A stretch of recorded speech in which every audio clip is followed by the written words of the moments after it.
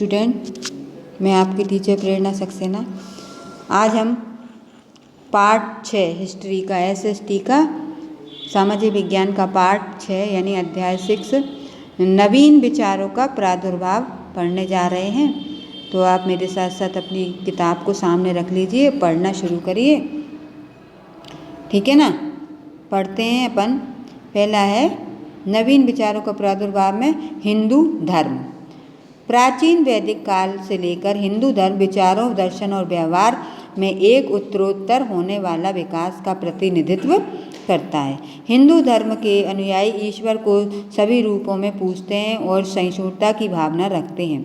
धर्म का मूल तत्व इसमें निहित नहीं है कि क्या एक ही भगवान के अथवा भगवान के स्वरूप बहुत से हैं। हिंदू धर्म का कोई संस्थापक नहीं है, न ही कोई इसकी केंद्रीय सत्ता है। इसमें न कोई पदाधिकारी और न ही कोई संगठन है। यह केवल एक जीवन निर्वाह करने का मार्ग है।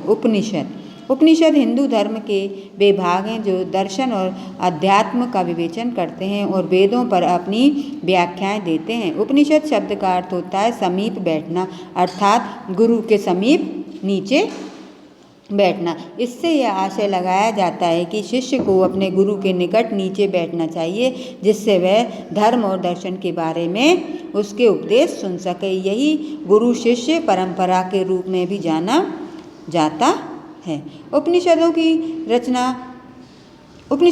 रचना दर्शन शास्त्रियों द्वारा अपने चिंतन मनन के फलस्वरूप की गई है। यह कहा जाता है कि 1008 उपनिषद विद्यमान हैं। इसमें से 11 को मुख्य उपनिषदों के रूप में समझा जाता है।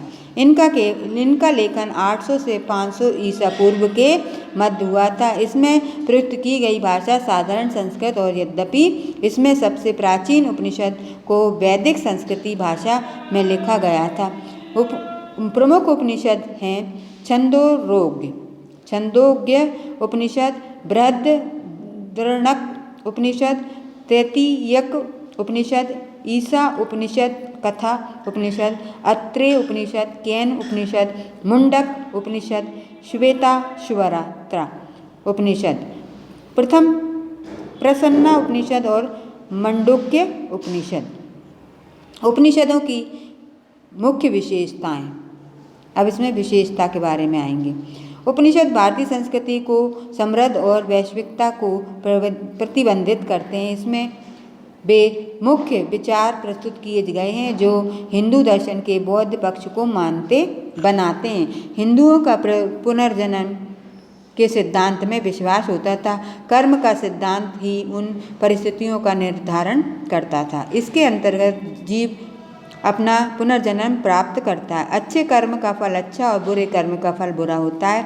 इसमें माना गया है कि किसी जीव का शरीर मृत्यु को प्राप्त होता है, लेकिन चूंकि आत्मा अमर है इसलिए वह एक शरीर में प्रवेश कर लेती है। इससे माना जाता है कि ब्रह्मांड के 3 सर्वोच्च भगवान हैं, जिसमें ब्रह्मा की रचनाकार के रूप में माना गया है। नेक्स्ट पेज पे आएंगे तो भगवान विष्णु को इस रचना का संरक्षक और भगवान शिव को इसका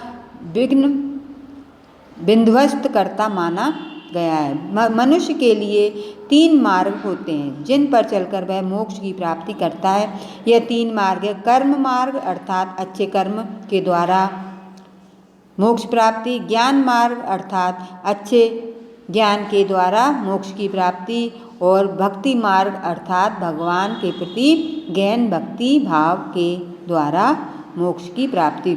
हिंदू धर्म के अनुयायी मुख्य रूप से भारत और नेपाल में आए थे। उनके अनुयायी श्रीलंका, म्यांमार, कोलंबिया और इंडोनेशिया जैसे देशों में भी फैले हुए थे। कंबोडिया देश में भगवान विष्णु का एक प्रसिद्ध मंदिर है जो ओंकारेश्वर मंदिर के नाम से जाना जाता है। ठीक है ना? तो अपन इसके बाद आगे पढ़ेंगे। हाँ, अब लाइट आ गई अच्छे से, है ना? बौद्ध धर्म की स्थापना भारत में सिद्धार्थ ने की, जो बुद्ध के जो गौतम बुद्ध के नाम से भी जाने जाते हैं। उनका जन्म 6वीं ईसा पूर्व नेपाल के कपिलवस्तु के निकट लुम्बिनी नामक स्थान पर हुआ था। वे शुद्धोधन के पुत्र थे जो कपिलवस्तु राज्य का शासक था और राज ही शाक्य राजवंश का प्रमुख था। उसकी माता महामाया की मृत्यु बालक सिद्धार्थ के जन्म के 7वें दिन बाद हो गई थी। उन्हें उसकी मौसी गोमती ने गोद में लिया था। इसके पिता उनको एक महान शासक बनाना चाहते थे। सिद्धार्थ का विवाह यशोधरा नामक युवती से हुआ। उसका एक पुत्र भी हुआ जिसका नाम था राहुल। एक दिन उन्होंने एक बहुत अव्यथा वृद्धा व्यक्ति को अपनी झुकी हुई कमर के साथ देखा। अपने दिन उन्होंने एक मरीज को बुखार से तड़पते हुए देखा और इसी प्रकार उन्होंने लोगों को दुखों से तड़पते हुए देखा। यह देखकर वे मनुष्य मात्र के दुखों के समाधान के बारे में सोचने के लिए विवश हो गए। उन्होंने दुनिया को 29 वर्ष की युवावस्था में त्याग दिया और एक एकांतवासी साधु बन गए।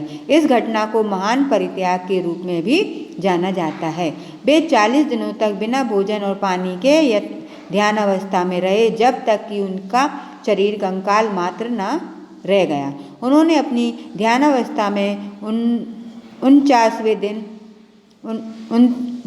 दिन सर्वोच्च ज्ञान की प्राप्ति की। उन्होंने यह समझ लिया कि यह दुनिया दुखों से परिपूर्ण है क्योंकि यह सांसारिक वस्तुओं की इच्छाओं से त्रस्त है। इसके पश्चात सिद्धार्थ महात्मा बुद्ध के नाम से विख्यात हो गए। उनकी अवस्था उस समय 35 वर्ष की थी। उन्होंने अपने परम ज्ञान की प्राप्ति एक पीपल के वृक्ष के नीचे प्राप्त हुई थी जो बाद में ज्ञान का पेड़ कहलाया एवं बोधि वृक्ष के नाम से बोध गया बिहार में प्रसिद्ध हुआ। उन्होंने अपना प्रथम धार्मिक प्रवचन वाराणसी के निकट सारनाथ में दिया। यह घटना धर्म चक्र परिवर्तन के नाम से जानी जाती है जिसका साधारण भाषा में अर्थ धर्म के पहिए का चलना होता है। उन्होंने लोगों को अपने धर्म के उपदेश वाली भाषा में दिए। यह भाषा उस समय आम लोगों की भाषा हुआ करती थी। उसके फलस्वरूप लोगों को उनकी शिक्षाओं को समझने में आसानी होती थी। बौद्ध धर्म की मुख्य शिक्षाएं। महात्मा बुद्ध की शिक्षाएं 4 महान सत्यों पर आधारित हैं। नेक्स्ट पेज में जिन्हें हम पढ़ रहे हैं। मानव जीवन दुखों से भरा है। नंबर 2, इन दुखों का कारण तृष्णा है। इस तृष्णा का त्याग ही दुखों का समाधान है। अष्टांगिक मार्ग का पालन करके तृष्णा को समाप्त किया जा सकता है। तृष्णा माने इच्छाएं, ठीक है ना। मन में इच्छा है, जे मिल गया तो जे चाहिए, जे मिल गया तो जे और हो जाए। अपन को इच्छाएं जागृत होती हैं तो ये क्या है, जीवन के दुखों का सबसे बड़ा कारण है।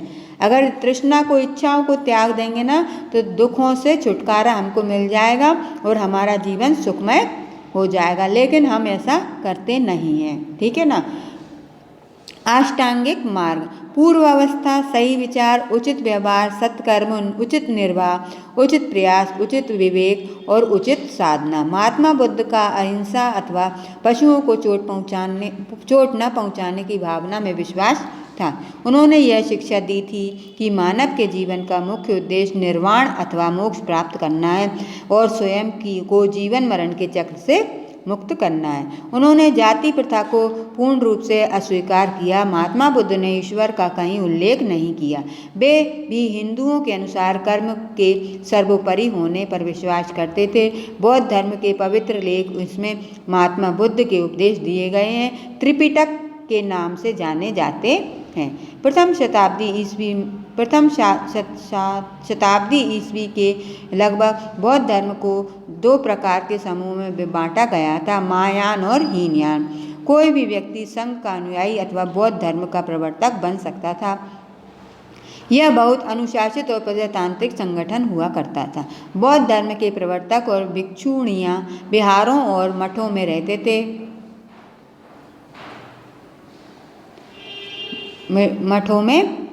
थे। यद्यपि बौद्ध धर्म का प्रादुर्भाव भारत में हुआ, लेकिन इसका प्रभाव तिब्बत, चीन, मध्य एशिया, श्रीलंका, कोरिया, जापान और म्यांमार तक पहुंचा। जैन धर्म की स्थापना भगवान महावीर ने 6वीं शताब्दी ईसा पूर्व में की थी। भगवान महावीर को वर्धमान के नाम से भी जाना जाता है। इनके प्रथम तीर्थकर ऋषभवेद थे और इनके 24वें और अंतिम तीर्थकर भगवान महावीर थे। उनका जन्म वैशाली में सन 540 ईसा पूर्व में हुआ था। इनके पिता जंत्रिका जनजाति के मुख्य थे और इनकी माता लिच्छवी कुल की राजकुमारी थी। भगवान महावीर का विवाह यशोदा से हुआ। उनके एक पुत्री भी थी जिसका नाम प्रियदर्शिनी था। उन्होंने 30 वर्ष की आयु में घर छोड़ दिया और सत्य की खोज में एक योगी बन गए। उन्होंने सच्चे ज्ञान को कैवल्य कहा जाता है। अपने योगी बनने के 13वें वर्ष में प्राप्त किया। जो ज्ञान था उन्होंने 13वें वर्ष में प्राप्त किया।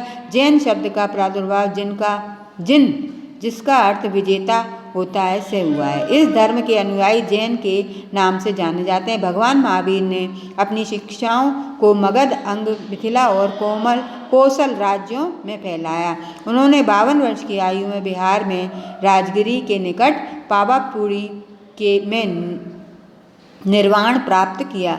भगवान महावीर की शिक्षाएं प्रारंभ में मौखिक रूप से दी गई, जो बाद में पूर्वा और अंग के रूप में जानी गई थी। ठीक है ना, जैन धर्म की प्रमुख विशेषताएं। ठीक है, तो इसको हम अगले नेक्स्ट वीडियो में पढ़ेंगे। तब तक आप इतने दोनों के पढ़कर समझिएगा और इस पाठ को जितना हमने पढ़ा है उतना एक बार और रीड करके पढ़िएगा, समझिएगा। नेक्स्ट वीडियो में फिर मिलेंगे, तब इसके आगे के पाठ को करवाते हुए जैन धर्म की प्रमुख शिक्षाओं से शुरू करेंगे और करवाते हुए अभ्यास कार्य भी करवा देंगे। तब तक के लिए थैंक यू, बाय बाय।